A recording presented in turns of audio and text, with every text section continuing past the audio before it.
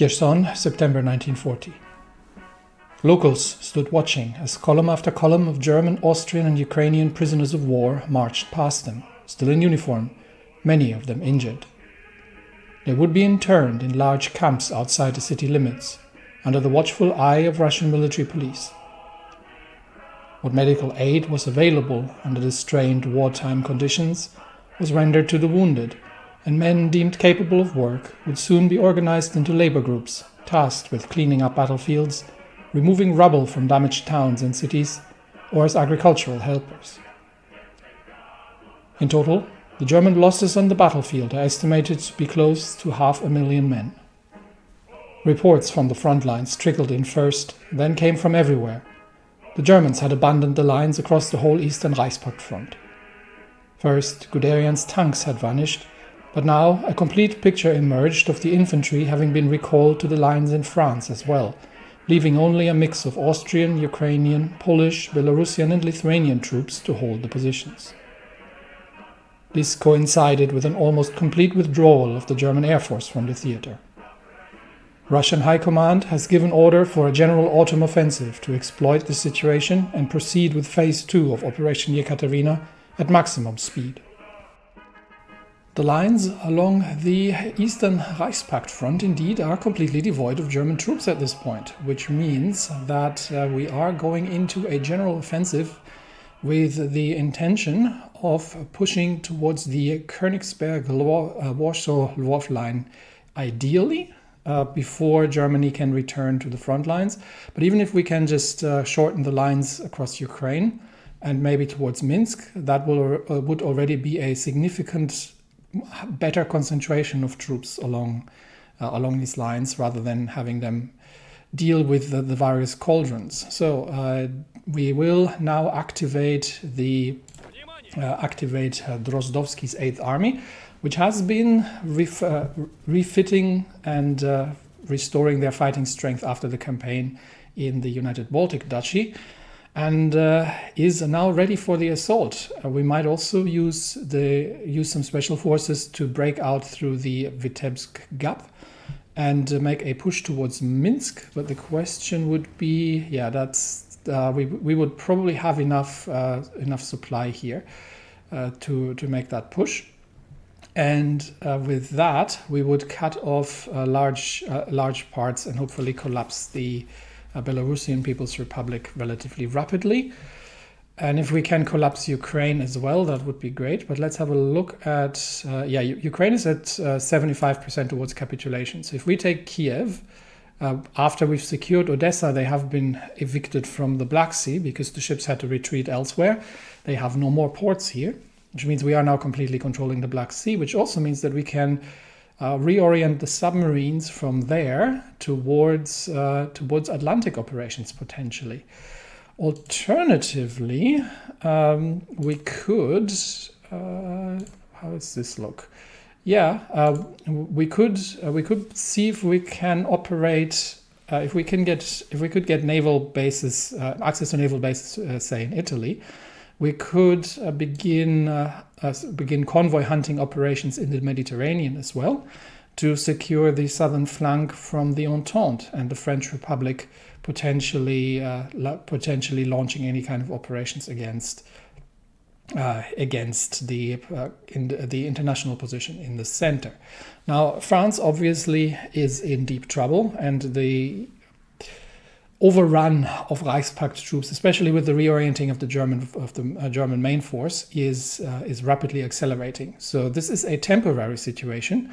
The other problem, obviously, is the Air Force. So right now, Germany alone has over 4,000 fighter planes in the air, and Russian aircraft production can just keep up with the operational losses, but we don't have nearly enough to build up a fighter force that would be in any way comparable. So the 2.4 fighters per day that we're currently producing are significantly underperforming in terms of what we need to achieve. So let's bring it up to 20 factories for fighters, which obviously once again stalls the actual production of the actual production of armored vehicles that we were hoping to ramp up more, and instead is going to focus on the more urgent need for fighter production. We are also building up a large number of military factories as we go, as well as some additional rubber production, and that might also be a focus. Do we have any research finishing up soon? Not really, but yeah, I think that warrants also the research on the synthetic fineries to produce additional amounts of rubber, because that is going to be necessary, which is also why we're currently focusing on the State Aviation Directorate, which will overall reduce the aircraft production cost. And we have hired, where is he? Mr. Igor Sikorsky for overall production cost reduction, which is further going to improve the number of aircraft that we can output. But the Russian industries are nowhere near where they need to be. So unfortunately, there's a time window where we can catch up with Germany, but it is closing. So that's something we need to care about. But for now, we'll be launching a general offensive, mostly along the lines towards Kiev, where we've already started positioning the tank forces. And we are going to activate the 8th in the north to just simply collapse the line, because there's no more need for surgical strikes. With the absence of German troops, I think we can simply go on the general offensive here. Other news, think we're still successfully conducting operations. These are Moroccan ships. They might be troop ships. We're trying to resupply the Entente foothold in Portugal. And that would be affecting great losses. Hang on, which side's Morocco on, actually? Yeah, Morocco's in the Reichsbank. Yeah, I was correct, yes. So they wouldn't be supplying Portugal. They would be bringing troops over into the north of France. So that's what we're intercepting here. So Moroccan shipping many Moroccan ships have been sunk, and we're still catching Cuban ships, I believe, in the North Atlantic, also trying to bring over. Finland seems to have not really gotten very far in its war against Norway at this point, but I also don't have an option to invite Finland. We do have another ace pilot, which is great. So that's starting the that is the, which one was it? That is we had something somewhere. I think it was a doctrine. Was it an air doctrine? Yeah, it's this one, the Fighter Ace Initiative. So that is starting to show. That is starting to show promise.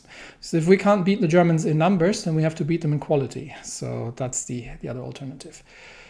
Right, so that's been working. We are producing, the self-propelled artillery, but we're still nowhere near. We've converted some of the older ones into flame tanks because they were more urgently needed on the front lines.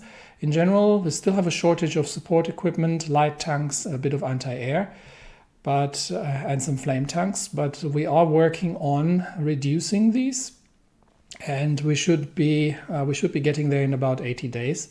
However, we will have to wait until the production has caught up before we begin recruitment again of additional troops. But with the new conscription law of extensive conscription, we're starting to have a lot more men available as reserves. All right, let's begin organizing the assault then. All right, we have asked Italy for docking rights. The tanks are setting up for offensive operations along the whole line. And we've moved the mountain troops of the 5th Army under Owen Sternberg towards the Vitebsk Gap, and they will lead the charge towards Minsk in absence of anything else. And the 8th Army is now going to begin overall combat operations to break enemy lines and push through the forests near Homel and get in there. So let's see, where do we have 8th Army troops? There we go, 8th Army. Will begin offensive operations along the whole front line, with the goal of breaking through. I think these can just moving here. of breaking through and pushing the enemy south towards the armored spearhead coming in from the other side. We've still got a fair amount of troops from the Second Army that need to reorganize themselves after the cleanup operations. And yes, somebody mentioned in the comments, thank you for that, I wasn't aware of that, that if you have area defense on a region that isn't completely under control, even though the unit, even though the area defense order is to just guard naval bases, they will actually still try to conquer the rest of the region, which is stupid. But okay, we're doing a general offensive anyway, so these cavalry divisions can participate on their own. Probably not going to do an awful lot with the second in the south because they are a little stretched thin. So the second is just going to be holding the lines here. But we've got the divisions from the 8th beginning the offensive operations immediately, and we're also reorienting some aircraft. Where did we have the... yeah, we've got the close air support wings in now as well, despite the fact that these are outdated biplanes, but in the absence of everything else, you fight the war with the army you have, not the army you would want. So there we go. In the north, I don't think we can easily break across the lines here. We might give it a try, but we don't even know how strong the Polish defenses in the north are. However, the Third Army, yeah, is not made out of shock troopers. This is just regular infantry.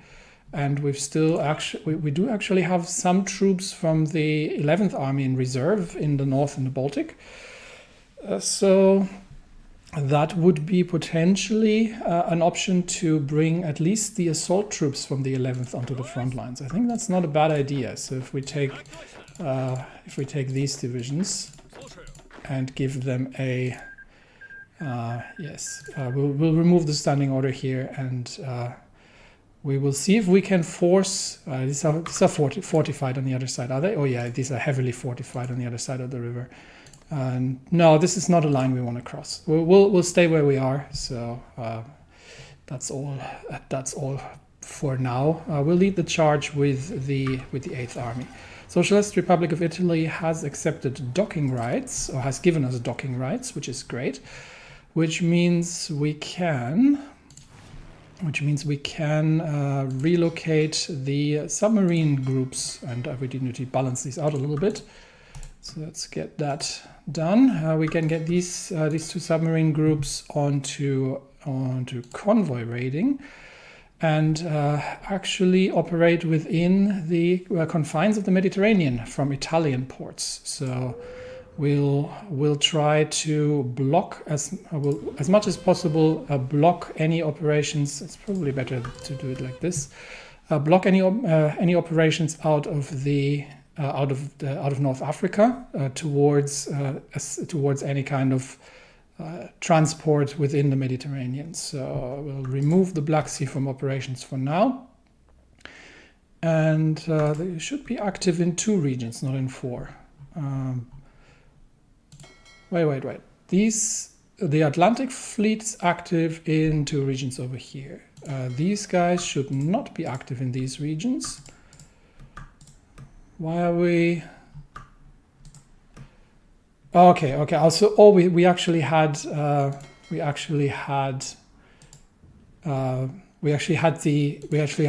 Okay, these are actually part of the Baltic fleet. Okay, never mind. These need to remain on mine-laying duty, and these need to.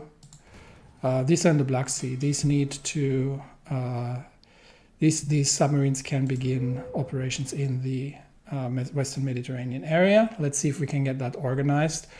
But yeah, they're a little disjointed, and I don't think they have the. They should have the range to join with each other if necessary. Anyway, for now. We will be observing the assaults of the 8th Army troops under Drozdowski against relatively well-dug-in Ukrainians, but they are now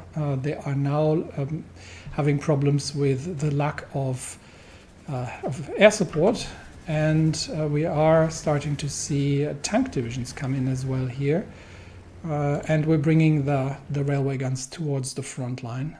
The next one is still under construction, I believe. When is that going to be finished? Just from So I can take a marker on that. That is going to be finished in October, so in a few days actually. That's good to know. And okay, so assault operations are beginning. Especially the Ukrainians were relatively well entrenched, but that is, why do they have such high value? It's just 10% entrenchment. Okay, so it's national defense basically, and we'll get the rest of the infantry to support the assaults here where necessary, and we will immediately begin pushing them south. The most important strategic targets here will be the supply hub south of Hormel. If we can take that, that'll cut supply to the whole northern line. That's what these tanks are here for as well. So let us begin. What do we have here? This is slightly fortified. This is not. So we'll begin breaking through the unfortified territory, and we'll bring in the rest of the tanks afterwards.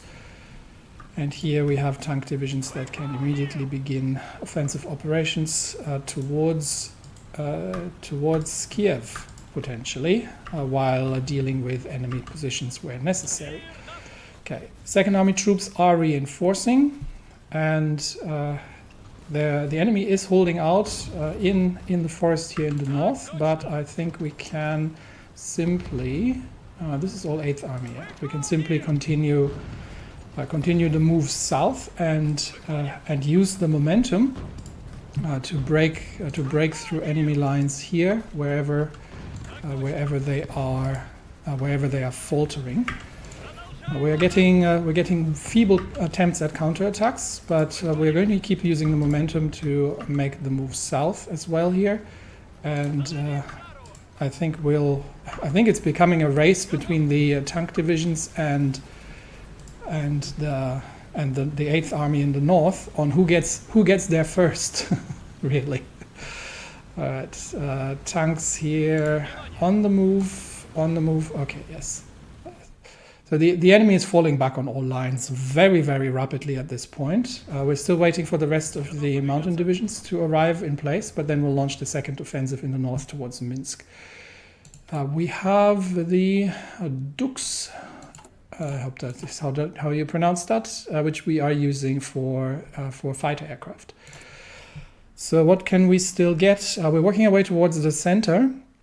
We did have the reliability, agility or range, reliability, speed, or agility, range. Okay, so it's nothing more. It's nothing more. What do we have at reliability on these things by now? Let's have a quick look at the fighter design.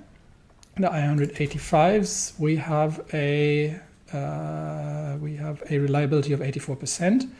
So I do want to, as much as possible, of course, avoid losses. But I think we'll take one of these two for now. We've got agility or range. Agility. This is agility range. Range currently is, what's the range on these? 877 kilometers. That should be relatively, well, it could still be better, but we'll take one on range and then one on agility here. So let's take this one first. And yes, we do actually want to upgrade that. So let's make that happen. But I don't think that has necessarily. Yeah, that means we are going to. That has upgraded this one, but we are still need to replace it. Okay, there we go. And we have we're still working on the big artillery triplex. It has been going on for quite a while. But as development progresses, a critical decision must be made. We can prioritize fast production and smaller caliber guns, or we can invest in bigger and heavier guns, sacrificing production efficiency for unparalleled firepower and devastating impact.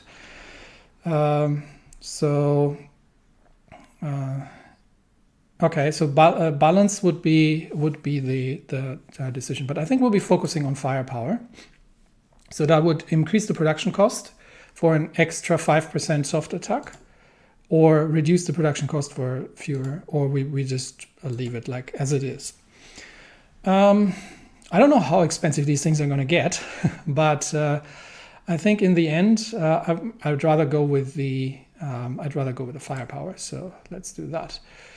Other than that, we had a critical failure back in July. I think we've already looked at that, so we're still not even halfway through that.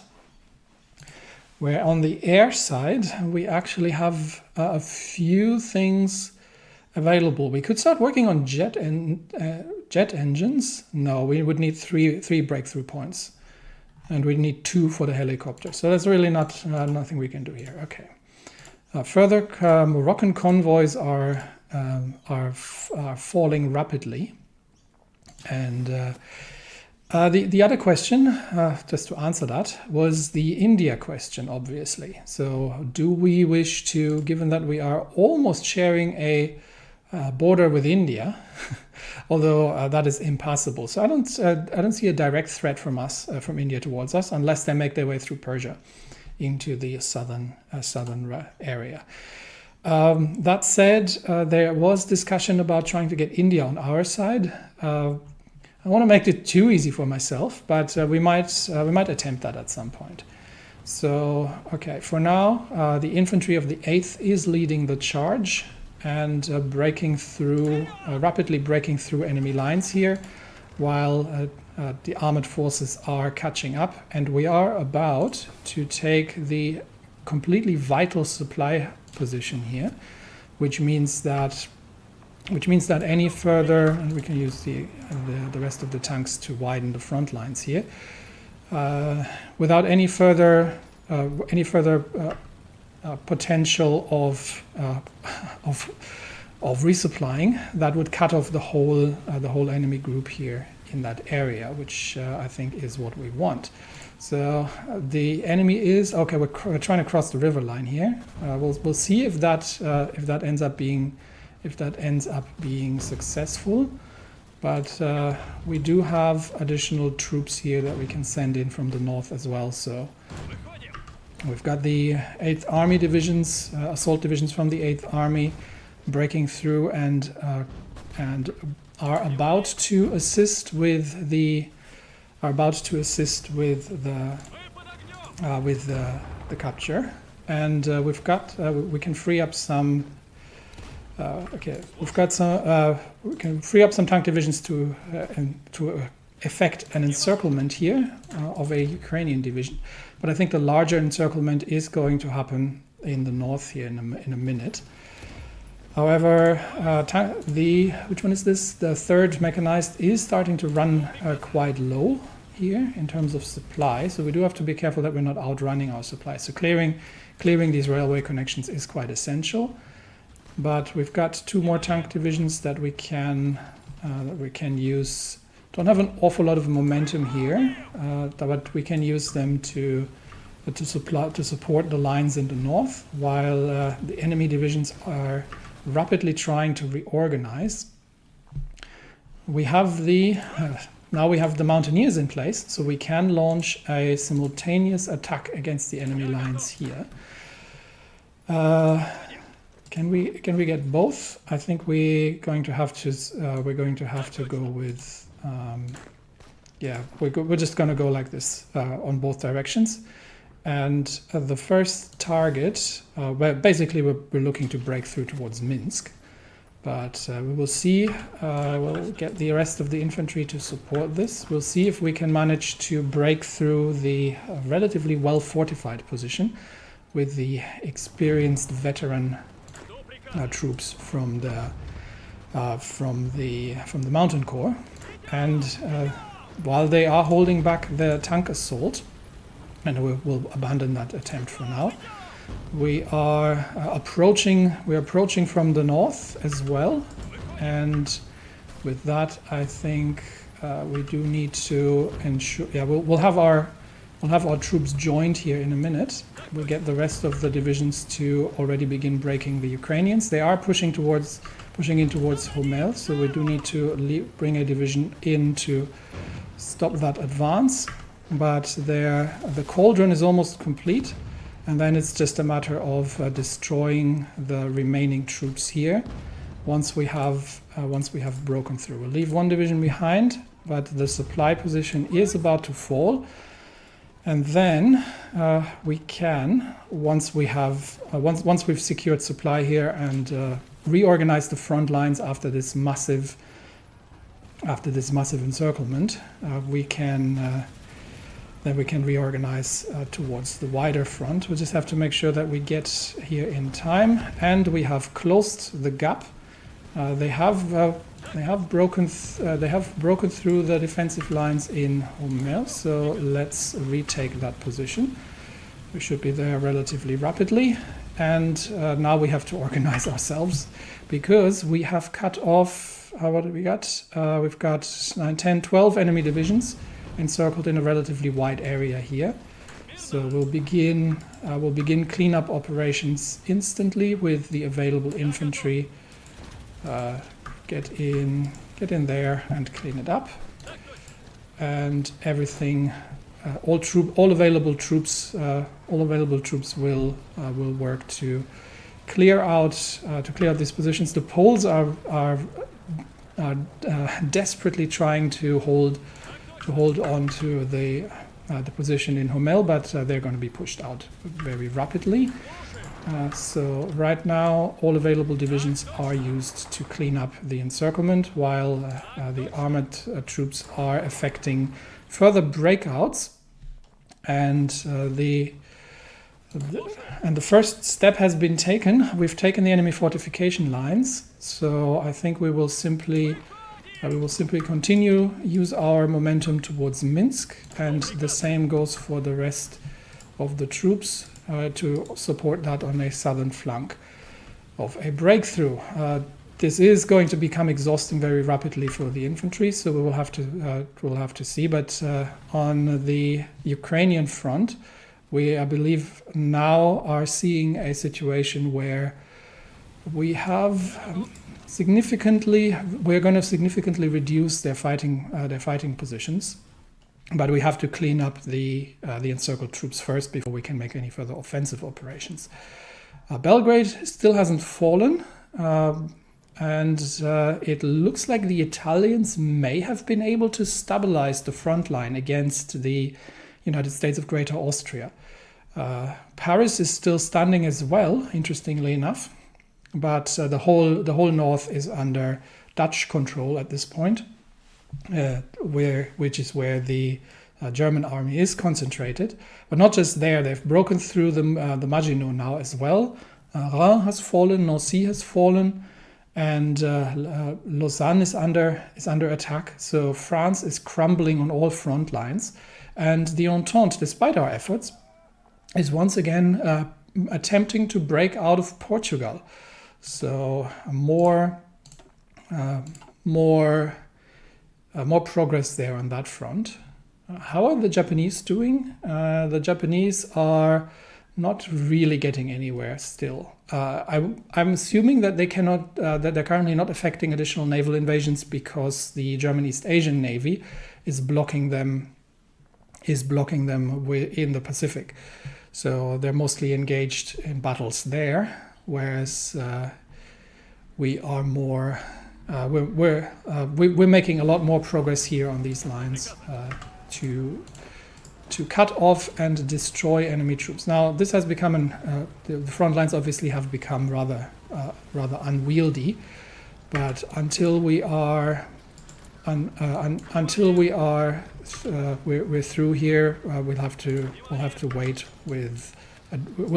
with additional offensive operations and just get everything reorganized a little bit. I think Kiev would be a good target, but the armored forces currently don't have enough supply. We'll have to wait until the lines in the north are taken. We'll attempt at shortening the front here a little bit, just to ensure that supply can flow, as we do have troops in the north of the bridge, and and then we can organize for the push towards Kiev. Meanwhile, particle physicists have achieved many breakthroughs in Russia in the 1930s, spearheaded by scientists such as Igor Kurchatov, Igor Tamm, Gregory Gamov, and others. Our experimental research institutes have formed a sound theory on the potential held by nuclear fission. They were not the only ones, however. It is no secret that nuclear physicists in Germany and the Third International have been delving into the potential of nuclear power as well, and all of them have come to the same conclusion, that it can be weaponized. Kurchatov and several other Russian nuclear physicists have collectively signed a petition and presented it to Vladimir III, where they have rung alarm bells. Kurchatov informs that foreign scientific journals have seized any and all publications about nuclear research, even the most mundane reports, which can only mean that it has become confidential information and Russia's enemies must be actively developing nuclear armament. The only answer is to create a dedicated Russian nuclear weapons program, a request which Kurchatov and his peers have been granted. Under Vladimir III's personal orders, new facilities have been opened deep in central Siberia for the RDS-1 project, reactive special engine, which shall recruit Russia's brightest to develop a weapon with the power to manifest apocalypse on Earth. And we get a free nuclear research facility. So that brings us into an interesting piece of conversation about deterrence. If the enemy has nukes, if the enemy has nukes, is the only way for you to be safe to have your own nukes? This was a very popular topic during the Cold War, obviously, with mutual assured destruction. And I would argue has recently become a very popular topic again as well, because if you are looking at current politics, then you will notice that countries that have nuclear weapons tend not to be attacked as viciously or as brazenly as countries that do not. That is not a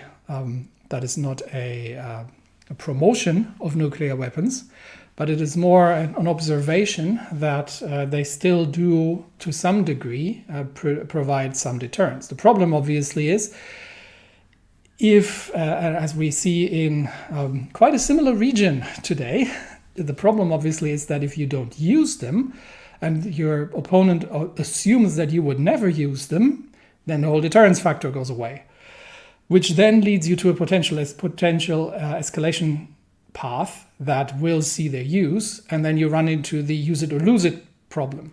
So it is a very, very double-edged sword, and one, given its potentially civilization-threatening impact, is one that needs to be considered and wielded very carefully. In that arms control, so both sides agreeing that nukes are not something you want, is a very desirable outcome. But of course, that means that both sides need to actually agree that they would like to have arms control, which generally doesn't happen if people bashing heads. So interesting times, and we are seeing now the start here, where Russia builds nukes because everybody else builds nukes. That said, we have another railway gun to our name, which we can deploy to the Kiev front lines as soon as we actually have some railways available to ourselves here. So we'll bring them as close as we potentially can, and we are here, I think, almost done with encircling and breaking through these enemy lines here, and we're just shortening the front in the south. But the breakthrough through the Polish lines here has been rapid, and at least in the north. In the south, we are struggling a bit, but the northern group of mountain divisions almost is at the gates of Minsk. So we do need to leave one division behind here while we are pushing on ahead, just to secure the lines. But the southern flank is now opening up as well. So the outbreak near Vitebsk is complete, and we are shortening. We're shortening the front lines here in the area quite significantly, while destroying. Okay, we actually have significantly more divisions than I initially counted. So we've got 19 enemy divisions now that are trapped here, and I think they're trying desperately to break out. So let's quickly observe let's quickly observe the happenings here, unless there is anywhere else where I need to immediately look. I think we're good to observe this for now. We do have to keep a bit of an eye on the northern flank, but it looks like Borisov is about to fall, and with the we're bringing troops in from the 9th to backfill positions, and we've still got the spearhead going towards Minsk, but everywhere else the encircled enemy troops are going to be asked to surrender soon, and if they do not, then well, they were given a chance. But I think they are probably relatively out of supply as well. They are very much out of supply, which leaves us with the breakthrough in the north, where we have this spearhead, the 60th and the 65th Mountain, are about to take Minsk. And the rest of the army has pushed through. The breakthrough has been completed, and we're dealing with the completely exhausted Polish divisions in the south here that we've driven before us, while the rest of the territory is completely open, and we can begin, I believe, offensive operations from the north to clear out enemy positions along the lines of contact, where we can force river crossings against the remaining defenders, and then we are making rapid advances into the Belarusian Republic, and we still need to deal with the last encircled divisions here. Minsk has fallen. Minsk was part of Russia before the First Weltkrieg. After an incredible offensive from the Russian army, it seems as if history has repeated itself. The Russian army bombarded the city from the sky and the ground, and the Belarusian resistance became increasingly feeble as the onslaught of the Russian war machine slammed into the city. After an exhausting and grueling battle in which most of the city was reduced to rubble, the remaining defenders surrendered to the Victorian Russian forces. Factories, museums, and thousands of civilians fled westwards to escape the invaders. This defeat is a sure blow to Belarusian independence, but only time will tell whether or not the Russian occupation will be temporary or permanent. We are getting our lands back, indeed. We'll have to see what the eventual situation will look like. But for now, we are going to we still have some lines to clear here. So we'll make sure that the approaches to the city are safe, and the next one will be because we do need to secure the railway lines here.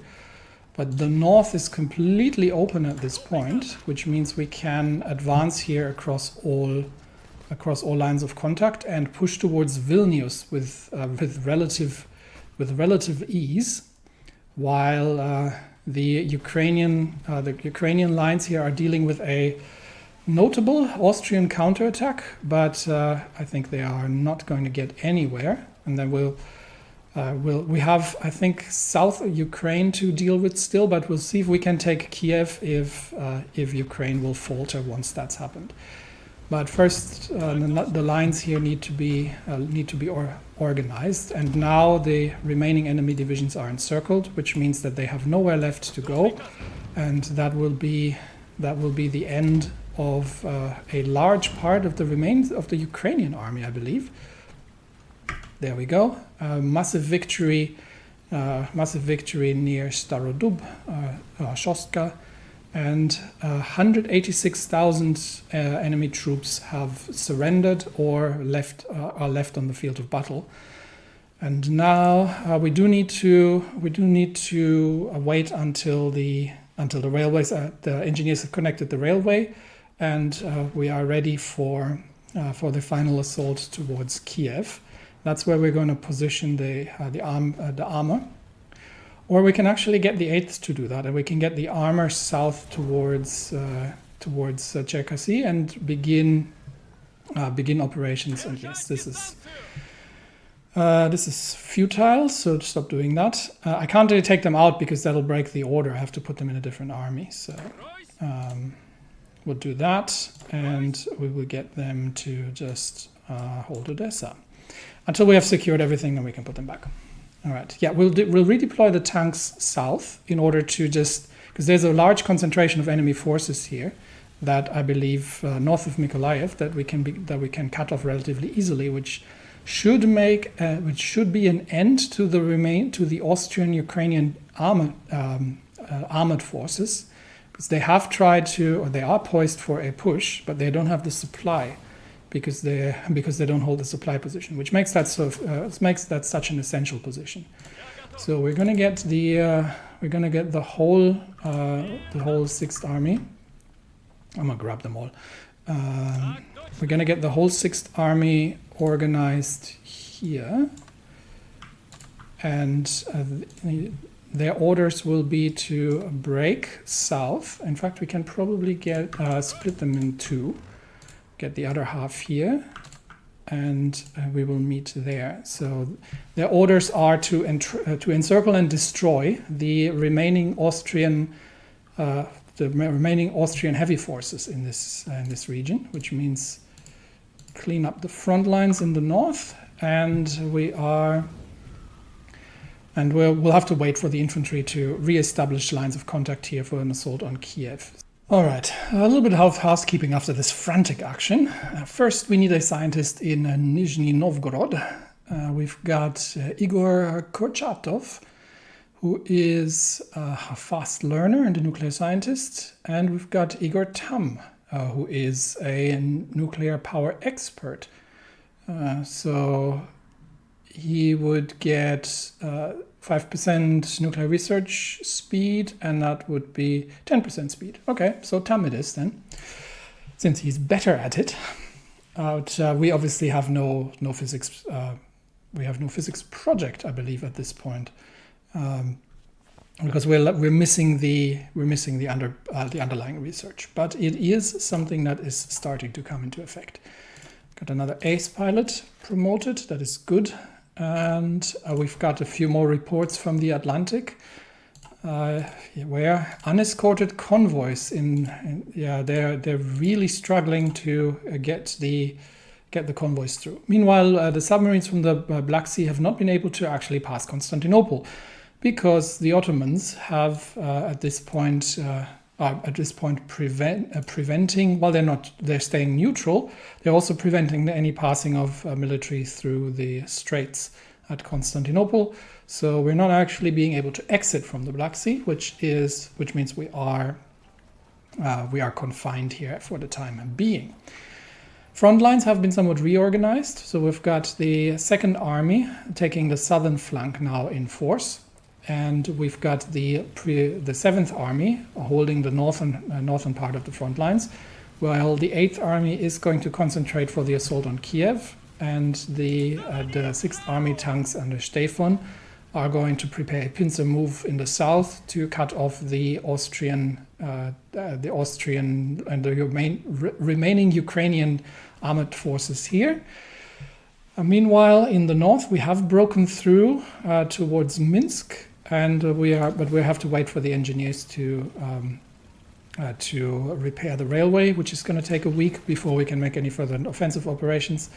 However, we do have much open space that we can exploit here, and take over enemy airports, and generally be ready for further offensives along the lines. And then we'll have to see how 57%, Ukraine is at 84%. I'm almost thinking that Ukraine might capitulate if we take Kiev. So that is an assault that will start as soon as the 8th is in position, and then the next operation will bring us, if necessary, through the rest of the Ukrainian state towards the borders with the United States of Greater Austria, which then means we can swing north and use the Minsk breakout to expand towards Königsberg. And if Germany is not rapidly is not rapidly finishing their operations in France, they will be forced to reinforce their eastern borders, lest we are breaking through towards Reichspakt proper. Shortages in rubber mean that the truck production is starting to become impacted. So we'll begin some trade with the Indian Federation. It's not an awful lot of rubber available on the market because most of it is controlled by the Reichspakt, which explains their vast air forces. But for now, we'll trade some with India. And after the State Aviation Directorate is complete, I think the next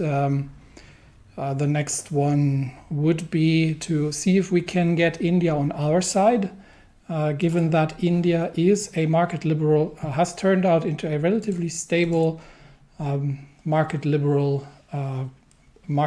government with free elections, and as such is also ideologically quite aligned with the direction that we are trying to take.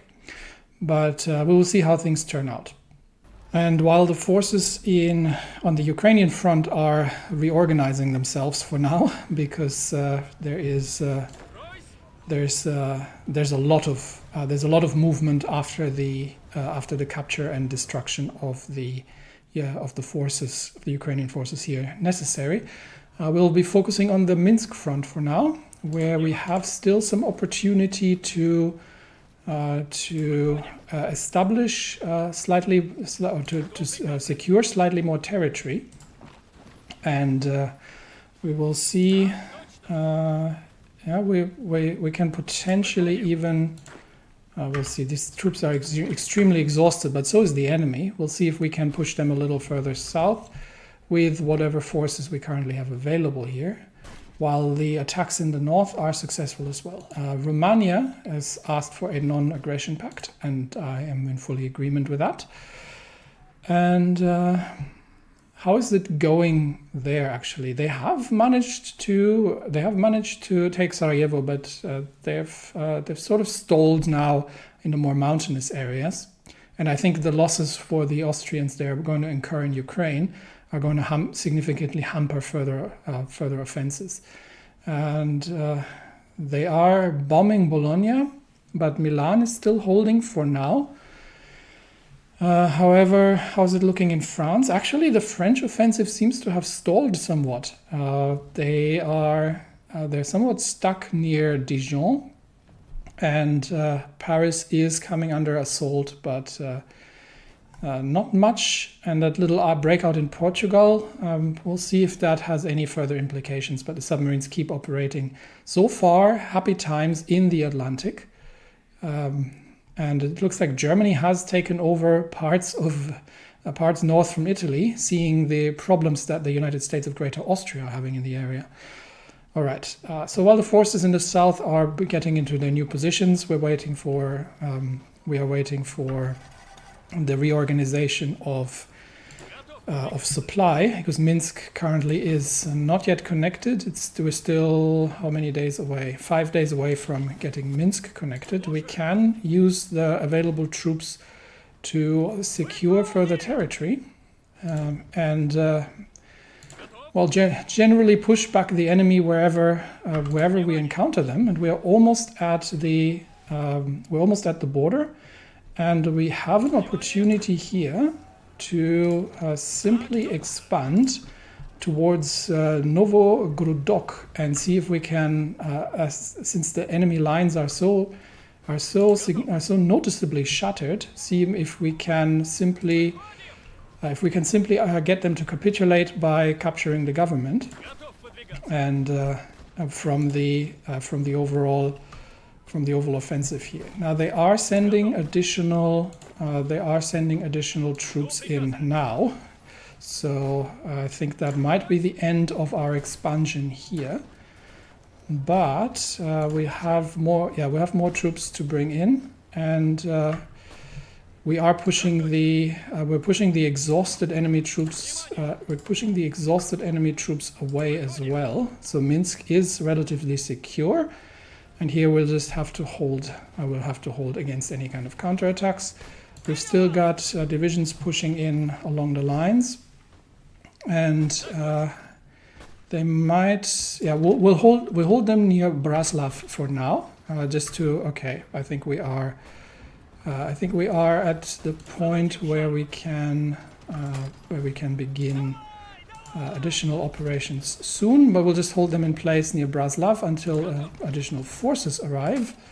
And with that, I think the lines here are going to fall relatively quickly once the overall attack begins. Novogrodok has fallen, and we are, yeah, the enemy lines are completely shattered here, and we are, I think in place. Yeah, we'll just expand south. I think we are in place to demand a surrender from the Belarusian People's Republic. Not quite yet. They're still fighting, but probably not for much longer anymore. So I think now is the time. This is going to stretch the available forces here from the 9th Army, although they have 30 divisions under their control. And they can thin the lines here in the north quite a bit. So we'll get them back to balanced cohesion and get some troops there, while we are going to simply exploit breakthroughs here in the lines wherever they're available, and simply outmaneuver the enemy where necessary, while waiting for supply. Minsk has not yet been connected, neither has the south. We're getting the tank divisions in place. We are. Tanks are still moving for position, but hopefully they will be in place in their position soon, and then we can launch the offensive here before the enemy notices what's going on. So we've got the 4 northern divisions, so we'll immediately begin the attack. And the goal is to break through the thinly defended infantry lines while we're waiting for the remaining tank division on the southern punch to come in. We are taking on the 17th and 21st Kraftfahrtjägerdivision from the Austrian medium tanks, and we can mostly breach. They're relatively lightly armored, so it seems that they're more built towards speed, but they have sufficient firepower to get through our armor plating as well. We have a decision available. Oh, that's the mine production in the Baltic Sea. Hang on. Baltic Sea would be interesting. That would be this one. Where is it? Baltic Sea, I am tempted. Yeah.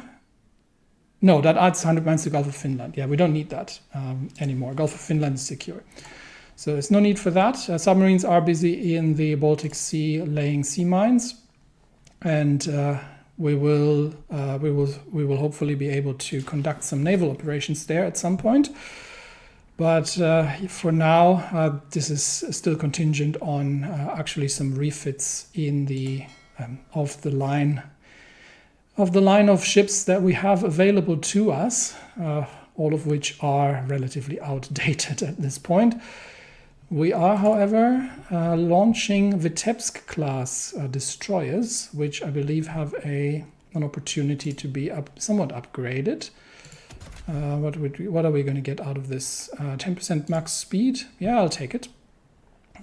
So let's get that going, which means we have to produce one more, and then a new line of Vitebsk-class destroyers, which is going to fall behind, and they are going to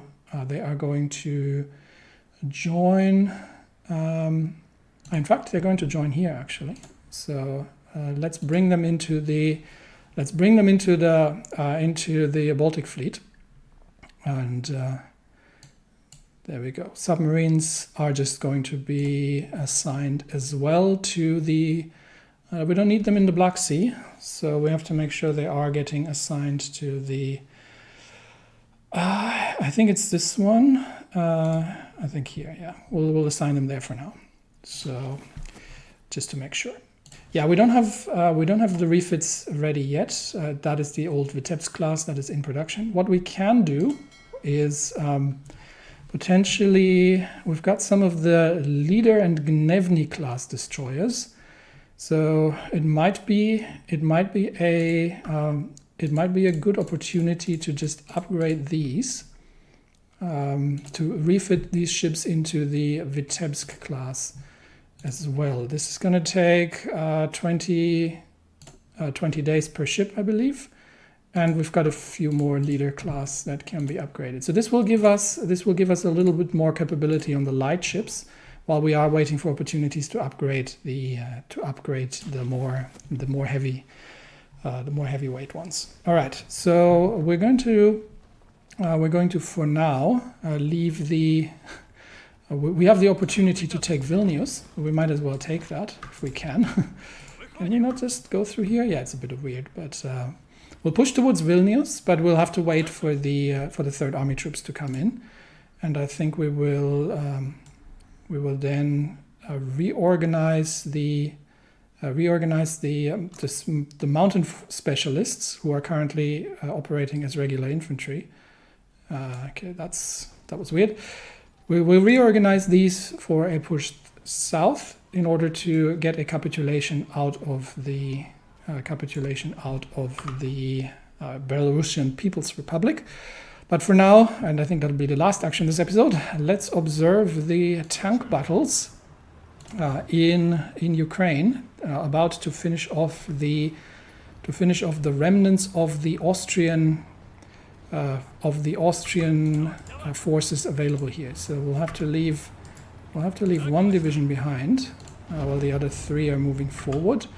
And here we are still defending against the Austrians, so the north is coming in a little bit faster, the northern thrust, which means we can simply now begin operations and see if we can do this on our own. While, okay, we have defended that, and the Austrians are trying to break out with significant tank forces, but now we're going to get the southern arc of the hammer involved, and I think the Austrians are not fast enough to get out of here. And with that, yes, we have managed to cut off. We have managed, with a rapid move of the flexible light tank divisions, we have managed to cut off the bulk of the Austrian armored forces, and with that, I believe Austria-Hungary, or the United States of Greater Austria, will have lost most of their offensive capabilities, really. Paris is still standing, and the German offensive seems to have ground to a halt between Angers, Paris. They have taken Rhin, but they have not getting into Dijon or Lausanne that easily. While the offensive inside Italy seems to have somewhat stalled as well. So overall, the front lines here are becoming more static, while we are making rapid progress through the eastern parts of the Reichspakt in liberating these territories. And now, obviously, we'll have to use all available forces to destroy this encirclement. And I'll not leave you hanging. This is something we'll still do. So we are going to break through the remaining enemy forces. We have, I believe, where's my? It's about as close as it can get. I think we'll get it a little closer. We'll have one of the railway guns attached here, and the other one is going to get attached here for the assault towards Kiev. Okay, one more core integration completed. Vilnius is defended, but we might make it through there. So as long as the enemy does not defend their territory, we can always expand and control more of it. As long as we have troops available to do so, we can keep running the offensive operations. Vilnius has fallen. Best known for its old town, one of the largest surviving medieval towns in northern Europe, Vilnius is a place where some of Europe's most excellent architectural styles, Gothic, Renaissance, Neoclassical, and Baroque, stand side by side with each other. However, dark times lie ahead for the city's inhabitants, as the city was engulfed in the Battle of Vilnius. The Russian attempted to encircle the city, as the defenders mounted a desperate breakout in the hopes of escaping the siege. Brutal street-to-street fighting ensued, as the Russian forces attempted to reduce the defenses of the city. After an excruciating battle, with much of the city lying in ruins and flames, the Lithuanian defenders surrendered. Once a European cultural landmark, it is too soon to tell whether or not Vilnius will recover to its pre-war glory. I do think, I believe this is somewhat embellished, but we're going to hold Vilnius, and we are, while we are preparing for further breakouts here, and I think we actually have enough troops to make this happen. I think this is also at a time where we can get the 11th Army engaged here as well. So I think the danger will have soon passed. So I think we'll get the 11th Army we'll get the 11th Army, yes, we'll get the 11th Army redeployed on the lines here, all of them. So they're currently under this one, so let's get them all on the line here. 22 divisions of the 11th Army, and they will begin offensive operations towards Königsberg. This is the next strategic objective and the final part of Operation Yekaterina, second phase. But for now, we are going to have a quick observation of the break of the enemy here, where we are dealing with the remnants of the encircled troops, which have and we have completed the Department of Forms. So we need to immediately we do need to do a bit of passive defense as well at some point. So let's get that underway.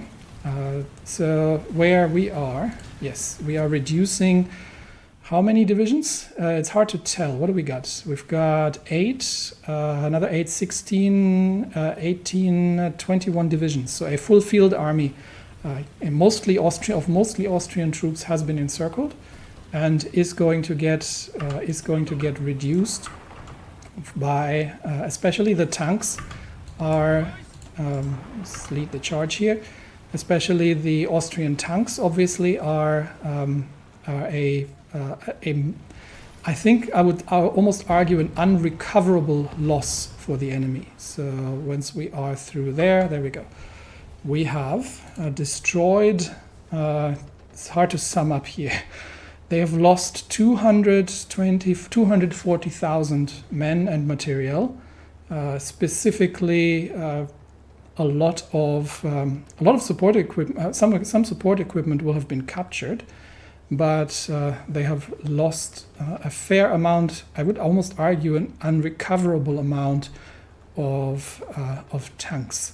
700 enemy tanks have in total probably 800 enemy tanks have been destroyed, and with that, the Austrian spearhead in the east has been all but annihilated.